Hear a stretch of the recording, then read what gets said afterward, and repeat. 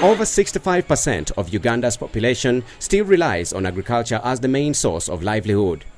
Over the years, there have been several initiatives aimed at improving the sector further. However, to date, the sector still faces a number of challenges, especially in the north and northeastern parts of the country. Our government tried to support farmers in the Kotido, but when the oxens and ox flowers were brought there, these oxens and also ox flowers were being stolen. Government brings in a lot of inputs like citrus, mangoes, but when the weather becomes harsh, like drought, we get 90% loss. Although many may be interested in moving from subsistence to commercial farming, in districts like Katakwi, challenges such as inadequate staffing in the agriculture sector still continues to hamper their efforts. Because now we are dealing on issues of climate change.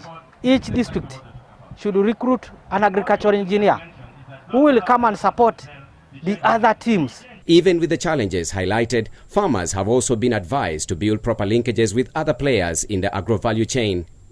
According to Tony Chibalama from the Ministry of Trade, Industry and Cooperatives, many farmers still need to interest themselves in carrying out market research before choosing enterprises to venture in. You have to identify the markets first, then you go and produce what the market requires. He also notes that many farmers are swayed by the bandwagon movement, which comes with negative effects in prices. Some of the challenges that now farmers face today, if you produce because my neighbor has produced this. We are still gambling about what we want to go to. Normally, we flow with the wind and then we jump onto what I call the whirlwinds. Today you hear there is this crop, and I'll give a quick example. At some point there was a talk about moringa, in some places, talk about neem and so forth. And so people jump into it.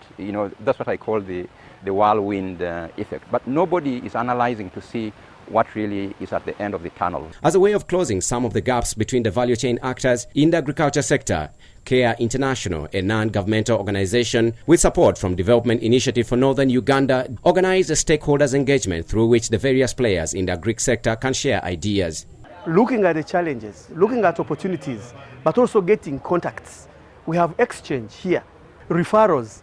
I know one person who said, I have almost 1 ton of honey, and another one says, I have been looking for honey. Getting to know, there's somebody say like Lamakol, doing something in the same ecological zone inspires the other farmer. During the meeting, a number of farmers and the other players in the agro-value chain echoed the need for collective bargaining as the only way farmers can reap reasonable income from their produce.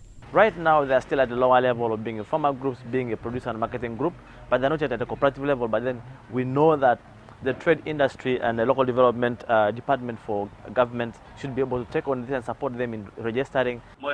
Nelson Omoya, NTV.